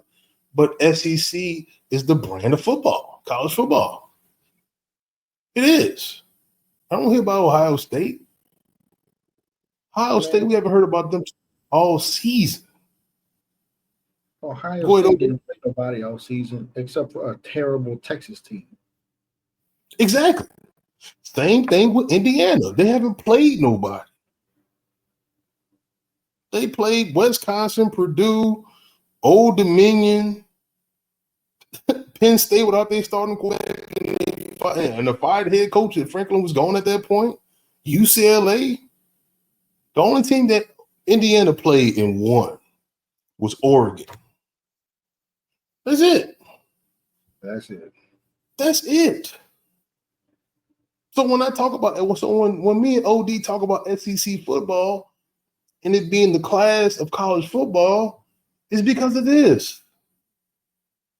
So when people talk about, look, we may, SEC teams may bicker amongst themselves. Like you see Ole Miss, LSU, and Florida up there going. But we know, but when it comes down to the outsiders, we understand that we are the better teams. Florida, they'll be okay. They get recruiting classes. Ole Miss, we'll see. It depends on who their next coach is. Hey, maybe it might be good old Brian Kelly with his goofy ass. We'll see. But I'm telling you what I know and what history knows. Mm-hmm. Ole Miss will go back to being Ole Miss. Now, they may have a surprise season, and that surprise season may be 9 or 10 wins. But to sit here, to listen to Ole Miss fans cry about that shit, about Lane Kiffin leaving, it's like, if you're a realist and you believe in reality, you knew it was only a matter of fucking time before he packed his bags and say, okay, I did all I can in Oxford. I can't get the recruits that I want to get. It's time for me to get the fuck out of here. It was only a matter of time. Not going to those Ole Miss fans, all I can say to Ole Miss fans, OD, I'm going to let you have it from here. Be thankful. He left y'all record. He left y'all in position to look good for recruits that may be thinking about you, that don't even have LSU on their radar. I'm talking about these homegrown, down to the ground Mississippi boys that want to be at Ole Miss. You could look at Ole Miss and say, hey, they've been to the playoffs. Whatever their results may be, cool. But at the end of the day, take it for what it is and go forward. The SEC, there's always going to be a dogfight amongst each other. And I heard Kyle Hurd talking about, he was a little salty about them getting coaches and all this other type of stuff during seasons. This is part of the fucking game. Kyle Hurd is also a West Coast nut job. Yep. He thinks a lot of crazy stuff. The dude literally flip-flops who he thinks the greatest basketball coach is, the greatest basketball player is, depending on the day of the week and the last thing he saw on television. So we can't take anything from Kyle Hurd. The dude's a moron. Second of all, you said you thought there'd be 3 SEC teams in the playoffs, Yes. right? I think there's going to be 5. 4 at the minimum. Yeah, I think there's going to be 5. If you look at the polls right now, at the Associated Press polls, of course, Ohio State and Indiana are 1 and 2 because they're both undefeated because they play a soft shoe schedule. Oregon's number 4 because, again, they play a soft schedule and their only loss is to Indiana. So I think just 2 cynical, weak, spineless jellyback bastards played each other and they got ranked high because they have really good records. But if you look at the rankings after that and the top 12, well, really, I'm going to go by the top 15 just because those are the teams that are really going to qualify for the playoffs. Georgia's at 3, Ole Miss is at 6, Texas A&M is at 7, Oklahoma's at 8, Alabama's at 10, Vanderbilt is at 13, and Texas is at 14. So potentially, all those teams aren't going to make it, right? Vanderbilt is 10 and 2. They're outside of the top 12 right now. We know one group of 5 members is going to make it. The highest ranked group of 5 members is going to make it. So that's going to knock out one of the top 12 teams. But I think if Alabama beats Georgia, which honestly I think Alabama might beat Georgia just because maybe they might be spooked. Although I don't feel too good about picking them just because Paul Fine picked Alabama to beat Georgia. Bless me. God bless the truth. But I think if Alabama beats Georgia, then the SEC might have 5 teams in the college football playoffs in Georgia, Ole Miss, Texas A&M, Oklahoma, and Alabama. And potentially, depending on how some things shake out, the conference championship week, Vanderbilt could find their way sliding into the playoffs some kind of way. Now, I think if Vanderbilt does slide their monkey ass in the playoffs, they just gonna get skull drugged by somebody, to be completely honest. Oh, most definitely. Because everybody ain't gonna be Tennessee, who you just gonna monk yourself up and down 45-28 because they don't have a defense to save their soul. And they don't have somebody as embarrassing as SEC Mike up there who toting the load for this pathetic program. But I think Vanderbilt, if they get in, they just gonna or they might win. Pavia Magic might win out. He's also a Heisman contender. I could see him winning a Heisman. He reminds me a lot of Tim Tebow-ish guy, really good college player, legend at the college level, destined to be a practice squad NFL player. Like just destined to be that. Him, Tim Tebow, Stetson Bennett, that ilk of college football quarterback. They got to play about 20 years just to accomplish anything because they got to be older than the youngest player, the younger super talented players, so they can wildly vet them. But you know, a Colt McCoy type of player, just great in college. Colt McCoy was talented. Colt McCoy was nice. Colt McCoy was good. He was good in the NFL. He was just a backup. Like, nothing wrong with being a backup. My point in mentioning Tim Tebow and Stetson Bennett is they're not even backups. I don't think Stetson Bennett on the roster with the Rams no more for real, unless he's just on the practice squad. I think he's in the practice squad. Yes, you're correct. He out there playing defensive end and shit. Like they need to look for Miles Garrett. They put his ass out there. Right. But yeah. I mean, it's all good. Like I still respect what he did at the college level.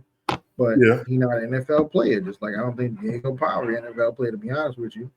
Like nobody's looking for a plucky, undersized quarterback who's a primarily running quarterback who's not fast, not particularly quick, doesn't have a big arm.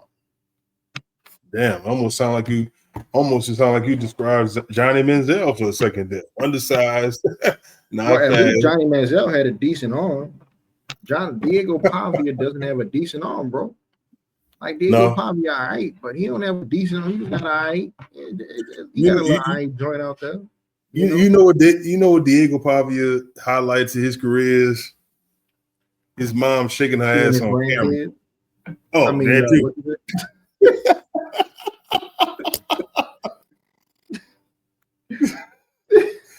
every chance you get, The mama up there shaking her ass on camera. I said, "This is some crazy Exactly. shit." Yeah, I said, "Goddamn, I don't even remember. I don't even remember the play he did. I remember us just seeing her ass shaking on camera, all in the camera." That's all people can remember. His mama ass, he ass, like that's their family. Ass family. Hey, and that deserves because that's exactly you hit the nail on the head, brother. So you're predicting at least 4 in SEC teams in the play. Yeah, I'm predicting at least 4 SEC. Yeah, because I don't think Texas A&M think going it's to fall inevitable. that far. Go ahead. So, yeah, Texas A&M just fell to number 7 in the AP poll. Yeah, So in the playoff poll, I mean, a road playoff game, at Texas who fighting for a playoff spot, and they aren't missing their head coach like LSU is when they played Oklahoma. Because honestly, LSU should have beat Oklahoma, but they gave that game away. But I think unlike that, few things break right your way. I think it'll be all right. The SEC, the Big Ten. Here's my only thing with the Big Ten. I think the Big Ten overall is ass. I take that back. I think they're a decent conference, but I think Ohio State hard carries because number one, they're clearly and by far the best recruiting team in the Big Ten. Because they don't have as bad of a disadvantage as Oregon does. And also Oregon's recruiting is heavily dependent upon Phil Knight and his wallet. And which that man is getting up there in age. So, not wishing anything on him, but I'm just saying he's getting up there. And, to be honest with you, I just don't see the hype that people have for the Big Ten. I think they're the second best conference because when people talk about this conference stuff, the first thing they do is national championships. That national championships is a team thing. Ohio State had the most talented team in the country last year. That doesn't mean that the Big Ten overall was the best conference. The SEC still by far and away had the most players drafted last year in the NFL draft, which they'll probably have this year too. I take that back. They will have this year the most players drafted in the NFL draft, even though they have less teams in the Big Ten. Ohio State's lifeblood of recruiting isn't even in their region; it's in the South. They constantly come to the South for recruiting. All their best players are from the South. So miss me with the Big Ten and all this other stuff and paying players. Yeah, of course, in the era where you can openly play players, it's easier for you guys to get people to come up there because y'all can come up with exorbitant amounts of money because you don't have to pay guys from your own area because they're not as good. Sorry, not sorry. That's true. Although Ohio does have a lot of ballers. Like Ohio, coincidentally, the state of Ohio does have a lot of ballers. It's just Ohio State. All their high-profile players are definitely not from Ohio, and they haven't been for a long time. Even though they're all whatever. Anyway, it is what it is. I don't want to talk about the Big Ten anymore because I think they're not very. I don't think it's very exciting to talk about them. Like, what am I going to talk about? How great Ohio State is. Well, I mean, you look at. I'll just say this about the Big Ten real quick. They have 3 teams. Big Ten basketball. We can talk about Big Ten basketball, but Big Ten football, not really. Like, no, in Big Ten, you got Ohio State, Oregon, Indiana for right now, Michigan, who fell off. I mean, and that's pretty much it. Penn State, they kind of a mixed bag every year. They start off strong. You'll get the committee to get behind them and throw them all these rankings and all this other type of shit. And then once the season progresses, we see why, as they are now, unranked. Yeah. I mean, it's the same shit every year. Just like I heard about their defense supposed to be elite. And they had, shoot, I can't remember his name. He was a football player, NFL player for the Patriots. His son plays for Ohio State. He got the number 11 jersey for the linebacker and all this shit. And we kept hearing about this all off season. And Penn State is right back to being who we like the great Dennis Green said. They said they are who we thought they were. Yep. They are who we thought they were. an overhyped team, just like Michigan was coming into this year, overhyped team that did nothing. And speaking of Michigan, real quick, I know the quarterback for Michigan is salty right now. Like, yeah, you got to start as a true freshman, but brother, now you missed out on the program that got an offensive mind that you will never come in contact with in all your years at Michigan. And this is just a goddamn fact. It's a fact. You will not come in contact with a coach like Lane Kiffin on a Michigan's coaching staff in however long he stays at Michigan. It's a fact. But so SEC, we were predicting 4 teams. I said 2 or 3. We'll come back to that. Once the championship games are played. You know what? Just for this sake, since you won't come back on stuff, I'm gonna say 5 teams. I'm gonna say 5 teams for the SEC. I'm not just gonna go 4. Who you 5? I'm gonna go 5. Who you got as your 5? Georgia, Ole Miss, Texas A&M, Oklahoma, and Alabama. Okay. So one quick. So you're predicting that even if Georgia loses against even if Alabama loses against Georgia, they'll still make the playoffs? Or are you predicting Alabama to beat Georgia in the SEC championship game? I think both. To be quite honest with you, like they're ranked in the top 10 right now. Yes. And their ranking reflects them before the SEC championship. I don't think they should be penalized if they lose, is what I'm saying. They should. I mean, they're going against Georgia, who's a hot team right now. And Georgia's number 3 in the country. So I just don't think they should lose out on the playoffs because they lost the SEC championship game if they lose it to Georgia. Right. I think they should still be predicted to be better than them. Yeah. Yeah. But let's switch to college basketball and talk about LSU men's college basketball for a second because I heard you wanted to get into that. Yeah. I look at LSU basketball team. They're currently 7-0. Now the issue I have with that is the only 2 games they really played a team that was worth their salt. They played DePaul. They beat DePaul. That was a close game, 71-62. And then you had the most recent game against Drake. No, excuse me. Drake was 71-62, and I think DePaul was a 30-point win. Here's the issue with LSU basketball. Okay. You compete to win in your conference. Now, LSU has had, the last few years, they have a habit of winning the non-conference games. But when it comes to SEC play, and again, this is like the football, you got to win your conference games to be a threat to get to the tournament. LSU has recruited well the last 3 years. They've been top 15 classes the last 3 years. This year, they're currently ranked the number 10 recruiting class. In August of this year, they're talking about building a new arena for the basketball team. They're going to do that. Instead of being in Pete Maravich Center, they want to rebuild. They want to build a new a stadium for them for basketball. You got guys like Shaq, and again, this goes back to alumni. So when you hear people talking about like Florida, talking about they have the most living alumni. Who's putting up the goddamn money? Who's putting the money up? You don't have a Shaq. Where's your Shaq at? Shaquille O'Neal is already talking about him and other boosters already said they're going to donate money to help build this stadium. That draws recruits. And he also spoke talking about Shaq, big Shaq attack. He's also talking about donating to the NIL for the LSU basketball team.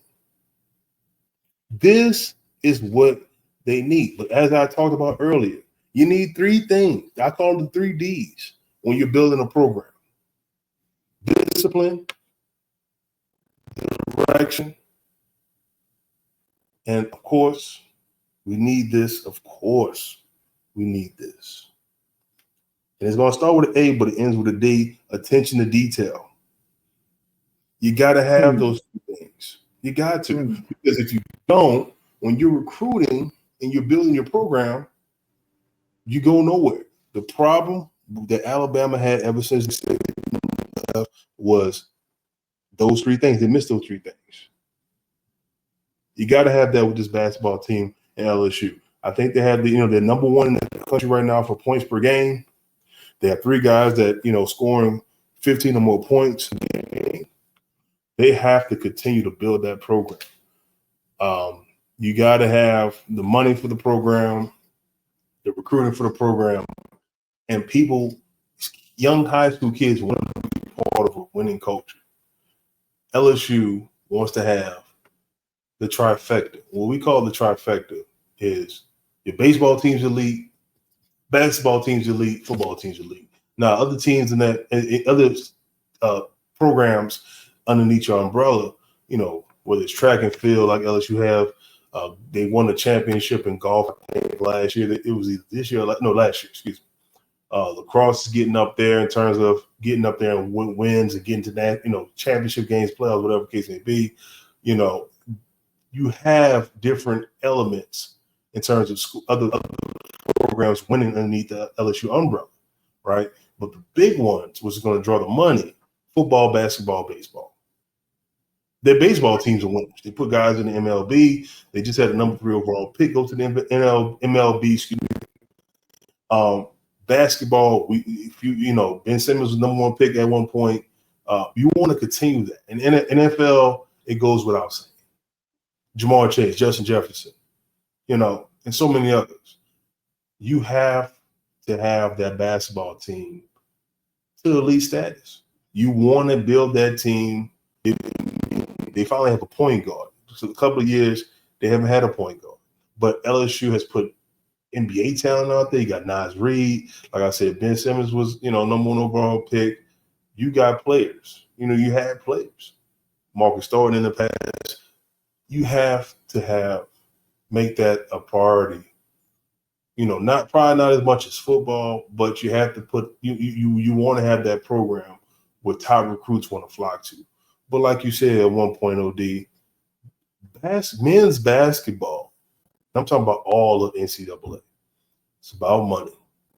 These guys want to get paid because they know not everybody is going to go to the basketball. There's only, so many players that's going to make the roster. You want to have the budget for these players. You want to build this team. And this is going to let me know about the head coach. You got him in a winning situation here. He was on a hot seat coming into the season. Can you win the SEC games? That's what's going to make or break you as a head coach. And that's just the facts of the matter. So, like I said, we'll see how that goes. I do believe that they have opportunity here to build on this hot start to the season, but it's going to come down to all the players legit, and is the coaching legit? The players, they're going to carry that. They're going to do the legwork. The coaches got to do the mental part of it and put those players in position to win. That's what it comes down to. You got top teams like, Alabama, Auburn, Tennessee. Tennessee's not the team it used to be when we were growing up, but they're still a pretty good team. They don't have Peyton Manning anymore, so. No, I'm talking about the basketball team. Oh, well, yeah. Bruce Pearl's gone, so. Yeah. They lost a little bit of their luster. Right. Alabama and Arkansas kind of creep past them in terms of getting players going to the tournament. But we'll see. We shall see. But OD, man, it's one of those things where whether we're talking about football, basketball, LSU, even baseball, it comes back down to recruiting and coaching and the environment. LSU has a history of winning. They have a history of getting the big fish, as you put it, when it comes down to recruiting. but they also have a history of players going to the next level, being elite, whether it's going to the NFL, going to the NBA, going to the Olympics, going overseas and playing. These guys have a history. And I think to bring it back full circle to the beginning topic of our conversation here, Lane Kiffin sees that, he acknowledges that, and he took this job because all those factors are check boxes in his check box, and what he's looking for, what any coach would look for. Will he win a championship with LSU? That's to be seen. But I think they're going to be a very elite. I think they're going to be an elite program underneath him, and I do think he also boosts. He also boosts. Boost is not a word. He also boosts their recruiting. And like I said, if Ed Orgeron is able to hop up on that Lane train, and you keep Frank Wilson, the recruiting is even that much better. You get Ed Orgeron, who's like a chameleon. He could relate with almost anybody, especially with players.